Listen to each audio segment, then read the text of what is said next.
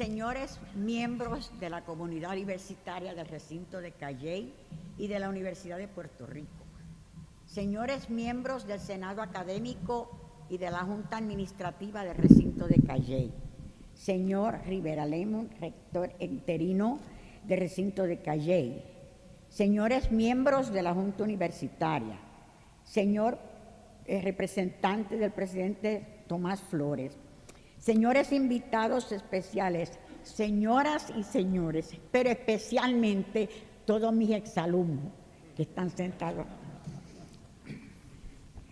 Deseo agradecer a todas aquellas personas que propusieron originalmente que se me confiriera esta distinción y a todos aquellos a quienes le correspondió aprobarla.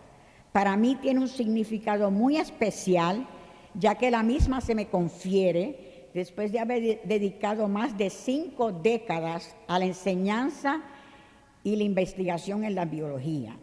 Creo que la misma debe de servir como estímulo para aquellos que están en etapas más tempranas de su carrera y que pueden tener el aliciente de que en su momento su labor será igualmente reconocida. El tema que he seleccionado para esta conferencia es la enseñanza de la biología. Es uno que no tan solo está constantemente presente en mi mente, sino que además toca las fibras de mi corazón. Es por esta razón que escogí este tema para esta lección. Esta pasión por la enseñanza, que incluye la investigación, porque la investigación es parte de nuestra enseñanza, se inició hace mucho tiempo y por muchos años fue desarrollándose e incrementando. Hoy puedo volver la vista atrás y meditar y expresar a ustedes cómo ocurrió este proceso y cómo el mismo ha estado estrechamente relacionado con los cambios que han ocurrido en el campo de la biología.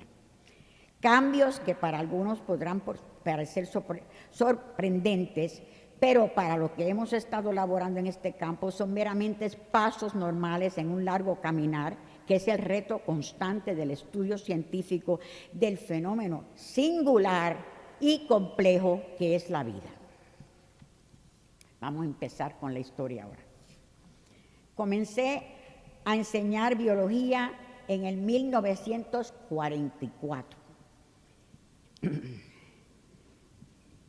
La biología, de acuerdo con la directora nueva que han nombrado en la National Science Foundation, Rita Colwell, ella califica esta ciencia como por su complejidad, que sin duda lo es, y la llama la ciencia del nuevo milenio. Llevé a cabo mis estudios, con excepción de un semestre, en la Universidad de Puerto Rico. Llegué a dicha institución luego de haber recibido una educación exquisita en el Colegio Puertorriqueño de Niñas y sabiendo que estudiaría ciencia, ya que esta decisión obedecía a los consejos de mi padre, cosa que ahora yo creo que no se hace, pero que en aquel momento se hacía, seguir los consejos de su padre,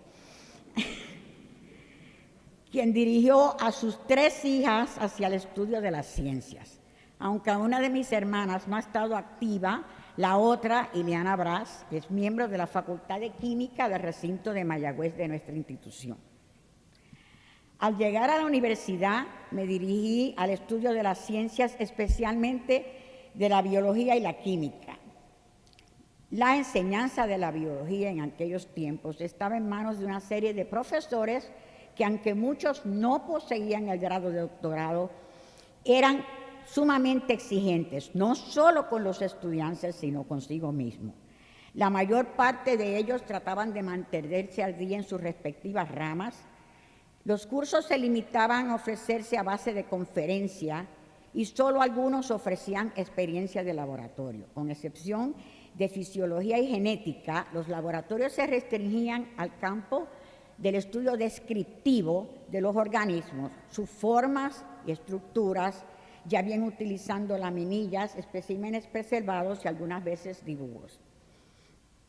Había que ser un artista para aquella época, porque todos los ejercicios había que entregarlos dibujos. Y yo recuerdo en la clase del doctor Pagán, una clase de morfología de plantas, donde pasamos una sesión completa, el doctor Pagán enseñándonos a dibujar con tinta china y a lograr algo que se llama stippling, los puntitos esos, porque había que entregar unos dibujos que estuvieran aceptados por él.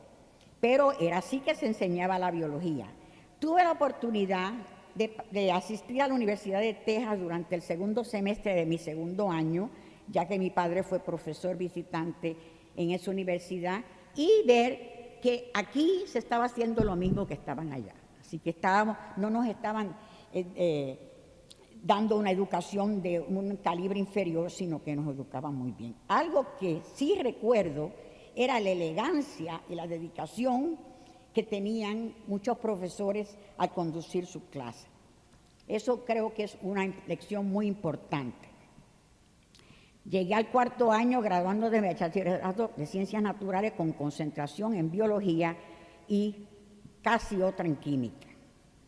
Fue entonces que me nombraron para enseñar Biología en la famosa Central High de aquella época. Una escuela preciosa, todavía la pueden ver porque ahora está dedicada al arte, pero la han reconstruido.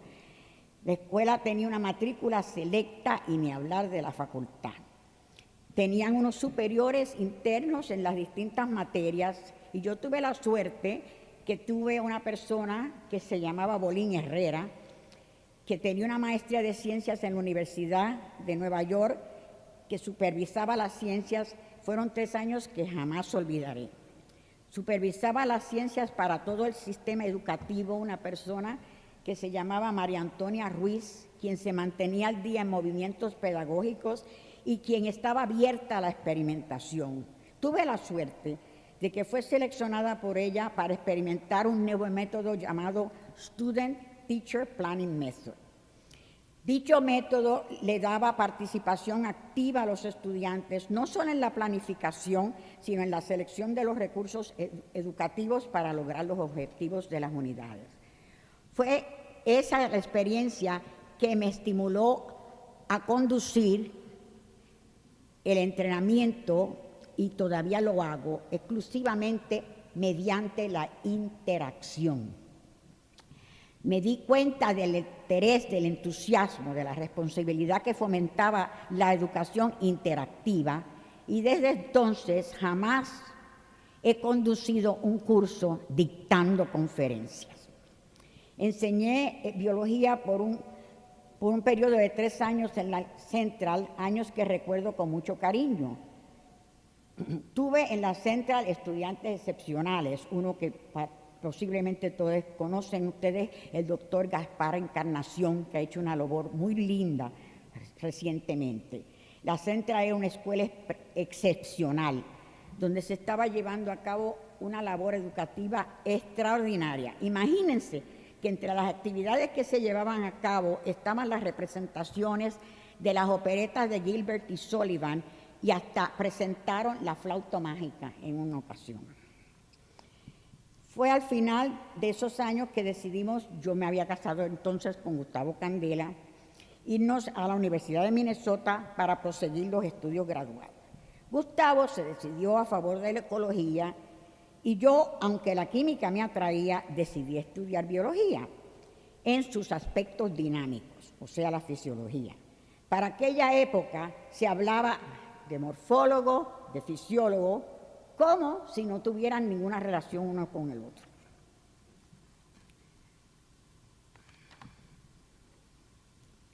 Para lograr mis estudios me matriculé en el Departamento de Fisiología de la Escuela de Medicina y dentro de los cursos que tomé, el único que me atrajo fue el de histología, porque adelantándose a sus tiempos, el profesor de histología estimulaba la discusión en clase y estaba enseñando una histología funcional.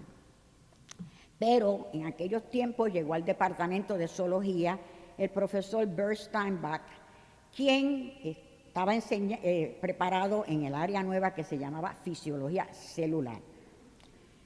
Steinbach provenía del laboratorio del profesor Heilbrunn, quien se considera el padre de la fisiología celular del mundo.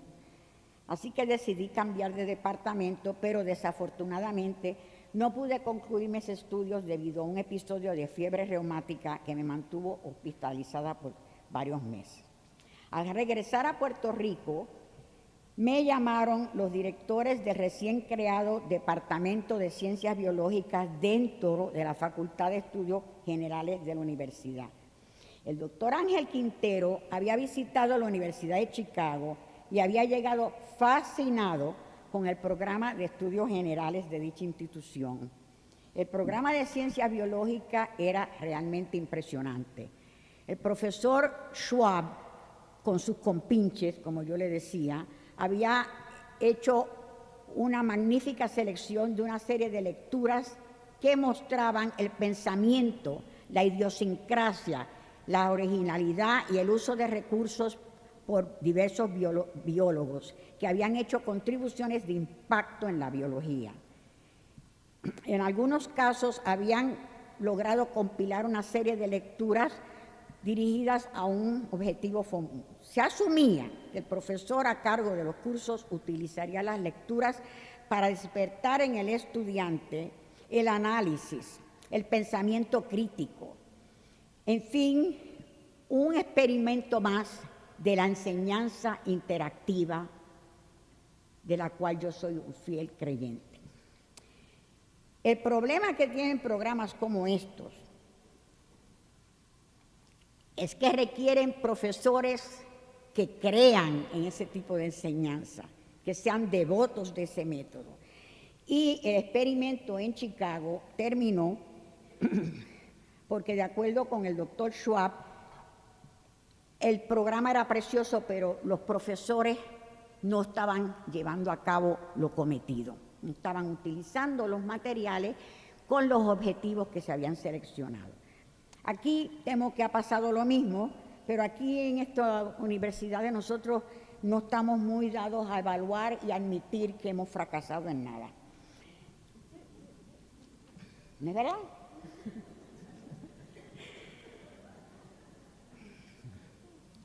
De todos modos, estando allí en 7 años que disfruté muchísimo porque tuve la oportunidad de conocer toda esta gente que el doctor Quintero trajo de afuera, y entonces yo siempre tengo una suerte tremenda donde quiera que trabajo porque el doctor Quintero me escogió para que fuera anfitriona de todo este programa, así que yo disfruté mucho.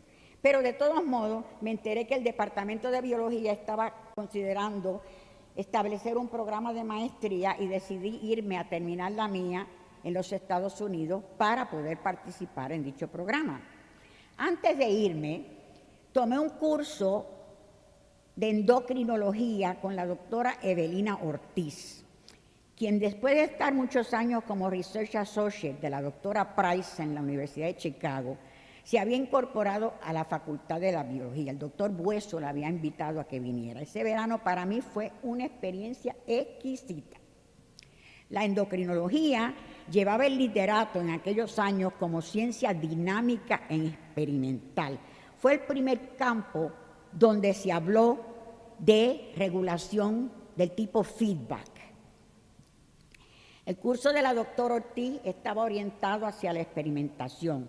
Fue el primer curso que tomé que se ofrecía esta experiencia. La doctora se limitaba a dirigir las discusiones en el salón de clase basadas en lecturas asignadas para las cuales se requería uso continuo de la biblioteca. Cada persona diseñaba un proyecto individual donde era necesario ir al laboratorio fuera de horas de clase, que también era una experiencia nueva para mí. Así que fue un verano muy feliz, seguido por una estadía en La Parguera, donde colaboré con el doctor Candela en la enseñanza del primer curso de biología marina que se ofreció aquí en la isla. El doctor Juan Rivero acababa de conseguir que la universidad adquiriera la isla de Magueyes y Gustavo y yo fuimos a dirigir el curso donde recordamos con mucho cariño uno de nuestros alumnos que fue Máximo Cerame. Antes de irme, el doctor García Benítez me sugirió que siguiera el área de la ecología. Así que me matriculé en ecología, pero afortunadamente me aventuré a tomar bioquímica y fisiología celular. El área de ecología no me apeló, por la falta de experimentación, la pobreza de los diseños experimentales, la falta de instrumentación. Imagínense que estaban midiendo pH con un instrumento que tenía un error de más o menos 3 unidades. Así que por el contrario, la bioquímica y la fisiología eran disciplinas donde predominaba el dinamismo dentro de la biología. Y tuve una serie de maestros excepcionales en Duke. Tuve la suerte de tener a los profesores Schmidt-Nielsen, que acababan de llevar a cabo unos estudios famosos en los animales del desierto, y estos dos profesores ofrecían unos seminarios en su casa de noche que eran fascinantes. Además, pasaba por la casa de los Schmidt-Nielsen todo el mundo que se distinguía en ese campo. El curso de fisiología celular del doctor Carl Wilber ha sido muy importante en mi formación. Llegué allí, él tenía un laboratorio equipado con lo último en instrumentación. Se acababa de elucidar el proceso de la síntesis de proteína y leíamos trabajos originales para la discusión en clase. Todavía recuerdo uno que quizás los de biología lo puedan apreciar, los demás no, que se intitulaba Golgi, Fact or Artifact. En ese estado estaba el Golgi. Aquellos que están en biología saben ahora dónde está el Golgi, en el rol que juega. En fin, regresé a Puerto Rico empapada de los nuevos enfoques del campo. La biología se ocultaba con nuevas técnicas, instrumentación, particularmente los procesos de síntesis y degradación al nivel de los organelos celulares, porque 3 investigadores acababan de recibir un premio Nobel porque fueron los que lograron romper la célula. Eso se debe, ¿verdad?, al hecho que se tiene acceso a la centrífuga, y acompañaba la función que podían estudiar en estos organelos con la morfología. En el microscopio electrónico estaban trabajando juntos la estructura y función de todos estos organelos. Regresé al departamento de biología, donde introduje el curso de biología celular con laboratorio. En el departamento había mucho entusiasmo y actividad, porque ahora se estaba hablando de la nueva biología. Se había establecido una relación muy productiva con el departamento de química, se compartían seminarios, conferencias y actividades, y habían reclutado a los doctores Adam y Schmantz, químicos orgánicos, que no solamente contribuyeron al departamento de química, ellos empezaron el programa graduado allí, sino que colaboraron con biología. Se me entregó un laboratorio equipado con un flamante metro de pH de batería. Llamé a mi consejero y le dije, mire lo que me han hecho. Me dice, pues, estás mejor que yo, porque cuando yo empecé a enseñar biología celular, me entregaron un laboratorio con papel de litmus. Así que, imagínense ustedes qué hace una persona cuando lo retan de esa manera. Así que empecé a buscar equipo prestado, a improvisar experimentos que lograran sus objetivos sin requerir la instrumentación sofisticada que no poseíamos. Del primer grupo de este curso son los doctores Renault, el doctor Villavicencio de la Escuela de Medicina. Del segundo semestre estaba la doctora Gladys Escalona, decana nuestra, y el doctor Jorge Sánchez, rector nuestro también. En ese mismo año se estableció en Puerto Rico el Centro Nuclear. El Centro Nuclear estaba dirigido por el doctor Cova y estaba localizado en el edificio Facundo Bueso. Uno de los propósitos de dicho centro era entrenar latinoamericanos en la aplicación de la radiación e isótopos radiactivos división que dirigía el doctor Edwin Roy. Fui reclutada para desarrollar una unidad de la aplicación de los isótopos a la biología por el entrenamiento que había recibido en la Universidad de Duke, y aproveché esta oportunidad para obtener la licencia para el uso de isótopos para todo el campus nuestro, que todavía está vigente. También llevaba el grupo de la biología celular mío a hacer experimentos en las facilidades del centro nuclear. Mientras tanto, pusieron una persona a hacer las compras de equipo, tenían mucho dinero, utilizarlos que eran considerables. La persona compró un montón de equipo que realmente no tenía uso en ese momento en el centro nuclear, y yo pude conseguir que me lo prestaran y que Planta Física me los volviera todo al laboratorio mío. Así que de esta forma terminé con un laboratorio bastante bien equipado, yo diría. Pero me hacía falta todavía un contador de radioactividad y una centrífuga refrigerada, porque estábamos usando la única que había en la isla, que era en el laboratorio del doctor Cerecedo en medicina tropical. Escribimos, doctor Candela, el doctor Richard Levins y yo, la primera propuesta a la Fundación Nacional de Ciencia para equipo de enseñanza. No la concedieron.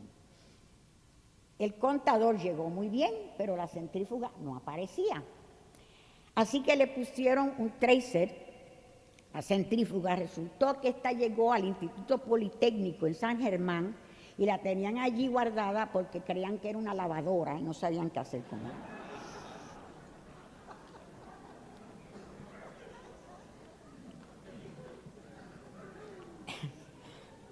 Para actualizar a la facultad en lo que se refería a la nueva biología, dado el caso que no se podían conceder sabáticas a todos, ni todos estaban disponibles para viajar, se instituyó un programa de mejoramiento mediante el cual se utilizaron recursos locales, tales como los doctores Schmann y Adams, y el doctor Néstor Rodríguez, que siendo bioquímica respetaba la biología, y el doctor Candela empezó una serie de seminarios donde se traía lo que era entonces la crème de las personas que se distinguían en estos campos. Dentro de esas personas, por ejemplo, trajo al doctor George Wald, que estaba dirigiendo el curso de biología en la Universidad de Harvard, que había escrito el texto. El doctor Wald luego fue merecedor de un premio Nobel.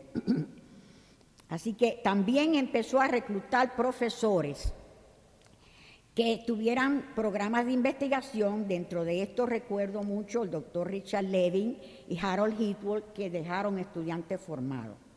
También para esa época organicé yo un journal club con los estudiantes, donde ellos presentaban un seminario todas las semanas, y eso venía acompañado de una publicación que se llama el Journal Club Periodical, que los estudiantes salía 4 veces al año. Ellos lo redactaban, lo editaban, hacían todo el trabajo.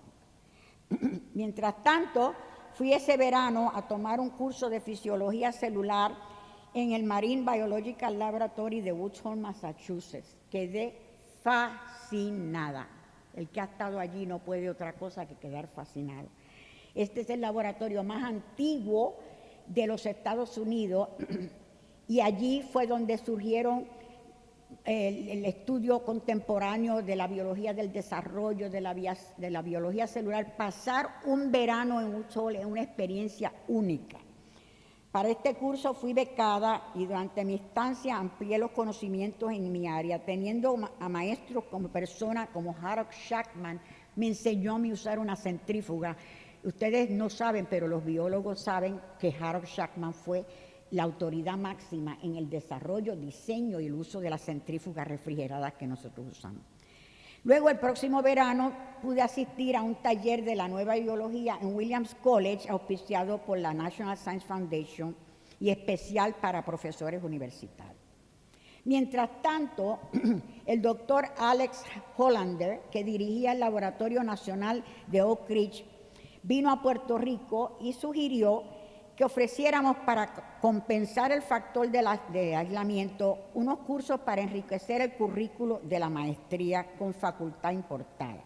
Así comenzó la serie de tópicos contemporáneos de biología. Me tocó a mí el primero con la ayuda del doctor José Ramón Ortiz, quien era yo antes. Organizamos, dirigimos el primero de esto, luego de eso, después yo he dirigido 4 más. Estos cursos con sesiones del laboratorio intensivo fueron muy efectivos, no solamente en el entrenamiento de estudiantes y facultad, sino que permitieron establecer contactos con otras instituciones y de estos contactos se aprovecharon personas como Magda Morales y Aura Cabré, que fueron a estudiar con personas que habían venido. Al hacerse cargo el doctor Rosado de la dirección del departamento, se dedicó a desarrollar un curso de biología introductoria que expusiera a los estudiantes al campo de la biología en su estatus actual.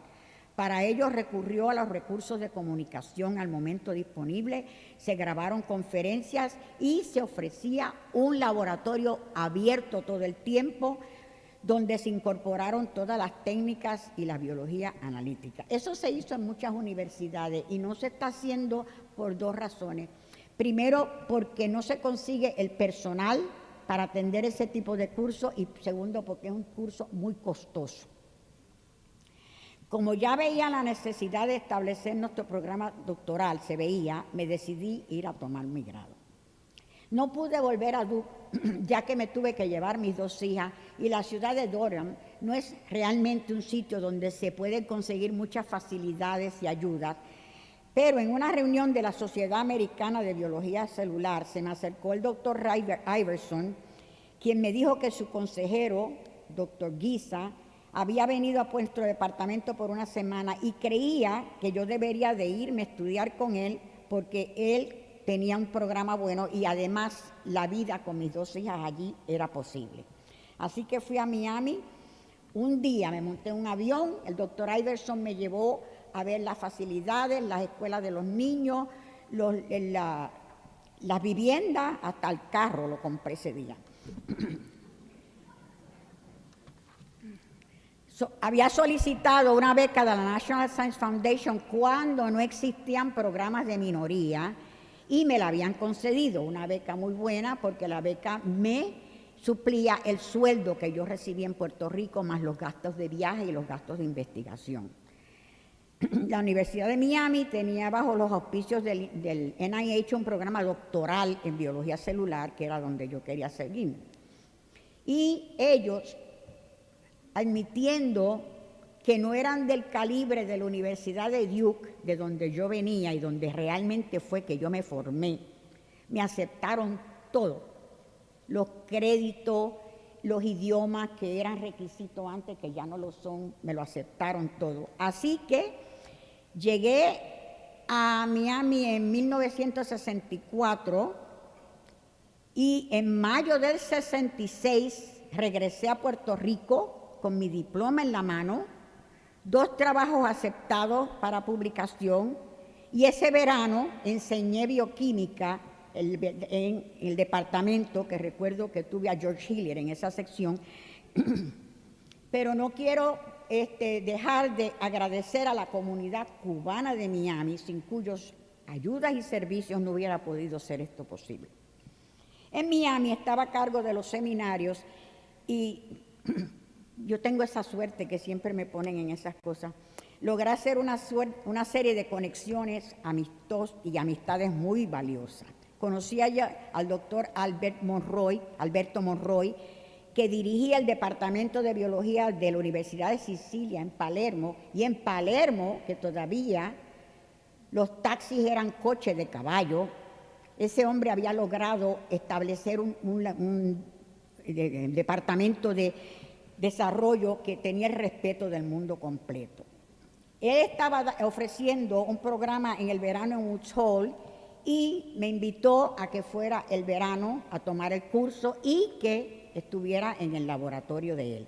Fui ese verano, me llevé todos mis hijos porque me proveyeron los fondos para hacer todo esto y continué mi educación en la investigación publicando un trabajo con Alberto Monroy. Regresando a Puerto Rico, seguí trabajando en el problema de la fecundación, pero no en el erizo, porque había, digo, unos 50 laboratorios en el mundo usando el mismo sistema modelo, y me dirigí hacia el Pepino del Mar, y allí saqué la primera maestría de mi laboratorio, que fue Angélica Muñoz, que trabajó con ese sistema. Otra de las personas que conocí en Miami fue el doctor Mesia, que ya usted habló de él, que me adoptó, gracias a Dios. El doctor Mesia me invitó a que formara parte de un grupo de personas que están a cargo de unos talleres que se ofrecen en el mundo, para talleres, como dicen, hands-on, de experiencias de laboratorio práctica, que auspicia la UNESCO. Entonces, yo fui a París, me entrevistaron allí, me aceptaron como persona, como directora, me aprobaron el curso y de allá para acá me han ya dado 5. Así que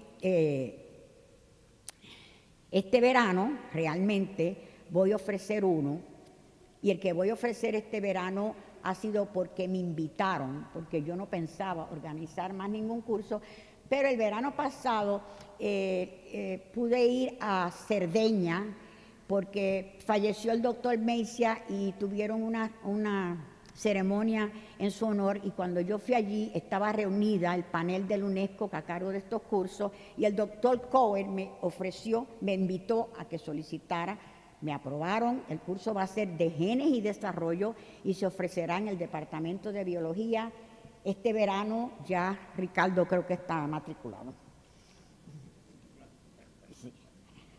A los 2 años de regresar a Puerto Rico con el grado de doctorado, como yo nunca tomé licencia sabática, porque no fui enseguida a pedir una licencia sabática para ir a hacer un postdoctoral. Fui a la Universidad de Syracuse a trabajar con el doctor Gelfand, quien estaba estudiando una población de células epiremadas arrestadas en el ciclo celular que respondían a estímulos físicos. Así que, siguiendo mi interés en la síntesis de proteínas, investigué la síntesis de proteínas en este sistema y trabajé con él varios años, pero era un sistema sin mucho porvenir, porque no se podía analizar al nivel celular, ya que los métodos que se utilizaban para segregar las células afectaban negativamente el proceso. Así que regresé y cumplí mi sabática, y entonces recibí una oferta que decidí irla a probar. Se me ofreció una plaza de una cátedra en la Escuela de Medicina de Georgia como profesor, como catedrática y con permanencia entrando. Tenía un nombramiento en el Departamento de Bioquímica y Dermatología, donde trabajaba con los residentes, y lo bueno de haber estado allí esos 2 años fue que logré publicar muchísimos trabajos, pero no, gracias. Muchísimos trabajos porque allí no había nada que hacer. Por suerte, recibí un sueldo considerablemente alto, lo que me permitía salir de allí con frecuencia. Iba con mucha frecuencia a Nueva York, venía a Puerto Rico, fui a Europa, etc. Cuando decidí renunciar la plaza, como transición acepté un año de profesor visitante en el City College de Nueva York. Así que ese verano fui a Woods Hole, porque yo tengo una casa en Woods Hole, voy allí todos los veranos y seguiré yendo hasta que ya no pueda viajar más. Cuando iba a ir a Nueva York a buscar el programa, me encontré con el doctor Philip Handler. Philip Handler había sido mi profesor en metabolismo intermediario y en ese momento presidía la Academia Nacional de Ciencias de los Estados Unidos. Y le dije, voy a enseñar a su alma mater. Y él, entre las cosas que me dijo en la conversación, me dijo que había tenido un profesor de embriología que era maravilloso porque podía dibujar con las 2 manos. Bueno, al recibir mi programa en City College, vi que me habían puesto que enseñaría biología celular y la biología del desarrollo, y también me asignaron un seminario de invitados sobre el tema de biología celular y molecular, en lo cual ese departamento era bien débil. Interesantemente, cuando fui a recibir los materiales del curso, el profesor de embriología, que pasaba más tiempo en Lincoln Center y en Avery Fisher Hall, que dando clase, me entregó los materiales, y entre los materiales que me entregó, los dibujos a 2 manos que había hecho el profesor de mi profesor. Así que cambié dicho curso considerablemente, introduje experimentación con embriones vivos, cambié el texto, empecé unas sesiones de discusión, y yo recuerdo que estaban estudiando los estudiantes, esto lo van a apreciar los biólogos más que otra gente, aquellas laminillas que nos daban a nosotros con el pollo de las 72 horas, ¿las recuerdan? Y yo veía a aquellos pobres muchachos viendo aquello en 2 dimensiones, que no tiene sentido porque el embrión tiene 3 dimensiones. Y un día le dije a ellos, to hell with the 72-hour chick. Entonces fue que introduje los materiales y me encontré con el director de departamento por el pasillo y me dijo, doctor Candelas, what with this 72-hour chick? Yo le dije, to hell with it. Así que el programa de seminario fue muy exitoso debido a que conocí a muchos investigadores dentro, porque me dieron muy poco dinero para este programa, pero venían porque estaban cerca, y además aproveché que el City College tenía muchos exalumnos distinguidos, así que algunos venían y cubrían sus propios gastos. Al regresar a Puerto Rico, luego de 3 años, encontré un programa doctoral interesante, muy saludable, varios laboratorios del departamento activo, y ya había llegado a Puerto Rico el primer programa de minoría, el MBRS, que nosotros allá le llamamos SUBE. Pero lo que venía determinada era a buscar un sistema modelo que no estuviera utilizando más nadie en el mundo, ya que aquí ni teníamos los recursos que poseen los laboratorios afuera, ni aquí se trabaja con la eficiencia, ni se camina al mismo paso que en otros sitios. Así que, interesantemente, mi apartamento, cuando yo regresé, yo tengo un apartamento en la residencia de la facultad, estaba todo cubierto de telas de araña. Yo me puse a mirarla y pensé que si algún organismo producía proteína, eran esas arañas de telas orbiculares. Eran unas campeonas, porque todos los días.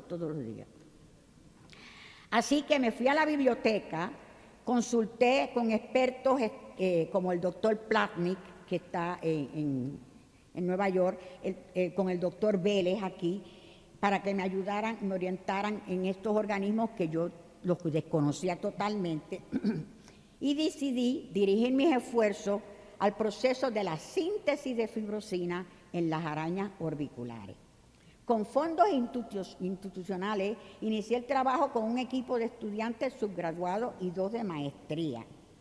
Las pruebas iniciales que hicimos nos dieron indicios que podíamos usar un par de estas glándulas como sistema modelo, y había suficientes organismos en las áreas de Puerto Rico que podíamos utilizarla. Esta es la araña Nephila clavipes, y quien ha caminado por el campo ha tropezado con ella, porque son unas arañas preciosas como de este tamaño, y las telas algunas veces amarillas, claras, algunas veces son de 6 pies. Así que decidimos que el objetivo era estudiar la síntesis de este proceso y su regulación. Para exponer nuestro primer trabajo, el cual constituyó la tesis de maestría de José Cintrón, llevé ¿cómo le dicen en español al póster? Bueno, ya ustedes saben. En un Congreso Internacional de Desarrollo en Tokio. Y cuando pasó por el ¿cómo es? El afiche, el doctor Don Brown, que es una de las personas que se distingue, y que lo voy a traer yo este verano al curso de la UNESCO, miró el afiche, hizo una serie de preguntas y me dijo, voy a traer a Yoshi Suzuki. Yoshi Suzuki era un japonés que en aquel momento se estaba distinguiendo porque estaba estudiando la síntesis de la fibrosina en el gusano de seda y que ya estaba indagando en este proceso a nivel molecular. Así que el doctor Suzuki me dijo que yo había logrado lo que toda su vida él había querido hacer, que era tener su propio sistema modelo, porque todavía es nuestro nada más nadie lo ha adoptado, no estudiándolo de esa manera. Mientras tanto, la Sociedad Americana de Biología Celular me había pedido que presidiera el comité local que consistía de Fernando Renaud y de mí y de los estudiantes graduados. Yo no sé si aquí queda alguno. Vivian, ¿dónde está Vivian? Sí, Vivian me dio una gran ayuda en ese proceso. Y cuando estaban aquí reunidos, fueron a mi laboratorio un grupo de la Universidad de Rockefeller, porque uno de mis estudiantes subgraduados que se formó, comenzó su formación en mi laboratorio, Paul Lizardi, estaba en Rockefeller y vino a mi laboratorio con Gunther Blobel y se entusiasmaron muchísimo con el trabajo que yo estaba haciendo, pero nosotros estábamos obteniendo unos resultados en la síntesis altamente reproductivos, pero que no podíamos explicar, no sabíamos qué era lo que estaba pasando. Así que Paul me dijo que me fuera ese verano allá a Rockefeller para ver si podíamos resolver ese asunto utilizando componentes del sistema del gusano de seda que él los tenía aislados.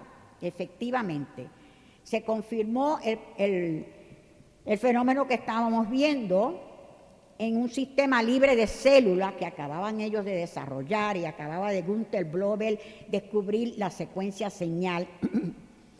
Y el trabajo fue del calibre de los proceedings del National Academy of Science.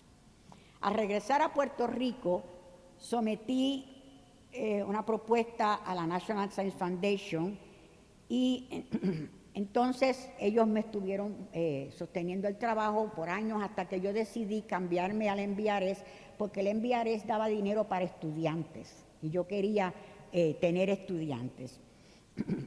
Mientras tanto, he estado ofreciendo 3 cursos graduados que alterno y un curso de bioquímica a nivel subgraduado que ofrezco cada 2 años o algo así.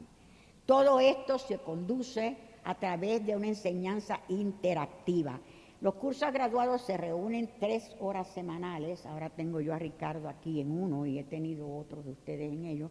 Y son cursos donde se discuten trabajos originales, se evalúan y se estimula que el estudiante, ahora mismo estoy ofreciendo uno en Protein Targeting.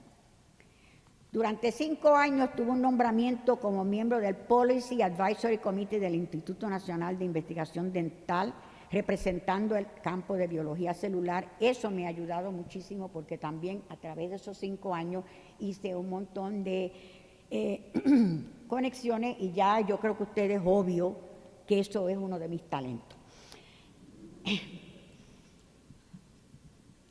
Cuando el análisis de la fibrosina en nuestro sistema llegó al nivel de la expresión de genes, o sea, nosotros fuimos analizando y cuando llegó el momento que había que recurrir a la expresión de los genes, solicité otra temática. Me fui 2 veranos y 1 año a Rockefeller y vine preparada para poder enfrentar todos los problemas que estábamos teniendo.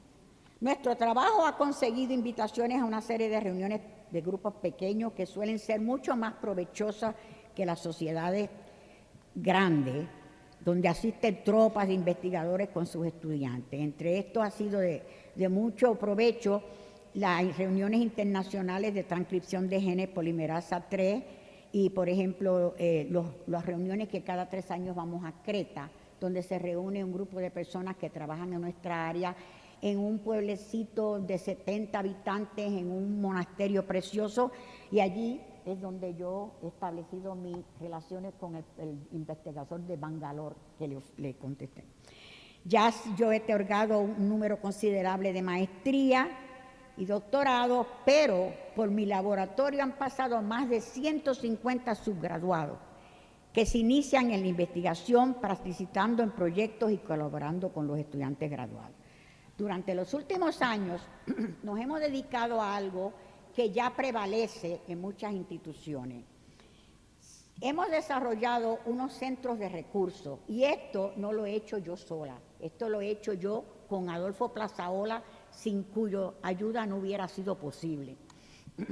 Adolfo es un experto y lo que tenemos ahora, empezamos con unos dineros que yo estaba hablando contigo, con Michael, que quizás a ustedes les convendría solicitar ahí, un donativo de la National Science Foundation RIBI, que nos dieron $350,000 y ahí empezamos a comprar el equipo.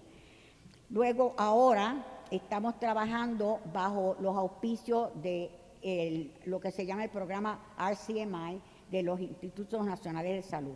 Este programa no solo ha concedido fondos para equipos y facilidades, sino que ha permitido o ha auspiciado la muy necesitada remodelación en el edificio Julio García Díaz, sede del Centro de Investigación de Biología en el recinto. En el momento estamos equipados para ocultar los procesos y estructuras biológicos al mayor grado de resolución que existe. Y están estas facilidades disponibles no solamente a los miembros del Departamento de Biología, sino a cualquier persona que llame y los requiera. Ahora mismo tenemos personas de la Universidad de Medicina de Bayamón hasta de Ponce han venido a usarlo. Ahora mismo, mañana ¿no? Vamos Adolfo, Vanessa y yo a participar en un proceso de subasta porque vamos a remodelar 7 laboratorios más. Así que, como un mensaje postrero, deseo hacer unas expresiones sobre mi punto de vista del compromiso institucional. Al aceptar formar parte del claustro, queda implícito que se ha de cumplir con las tareas académicas asignadas. Esto comprende no solo llevar a cabo la labor lectiva, sino mantenerse al tanto de los recursos pedagógicos y sobre todo los avances de la materia que se enseña. Se debe colaborar con las actividades de la facultad y el departamento donde se elabora. Pero sobre todo tenemos que apreciar que uno tiene en las manos la formación de los estudiantes y que es necesario ir más allá de exponerlo a una disciplina en particular. El estudiante hay que motivarlo, hay que desarrollarlo, hay que estimularlo a que sea autoexigente, hay que estimularlo a que se ponga unas metas personales. En fin, debemos concientizar a nuestros estudiantes del compromiso que contraen al educarse, del privilegio que gozan de estar en nuestras aulas. Si se acepta el compromiso de la docencia, hay que aceptar todo lo dicho anteriormente. De una vida con un compromiso cumplido es de donde se deriva la verdadera y más grandiosa satisfacción. Muchas gracias.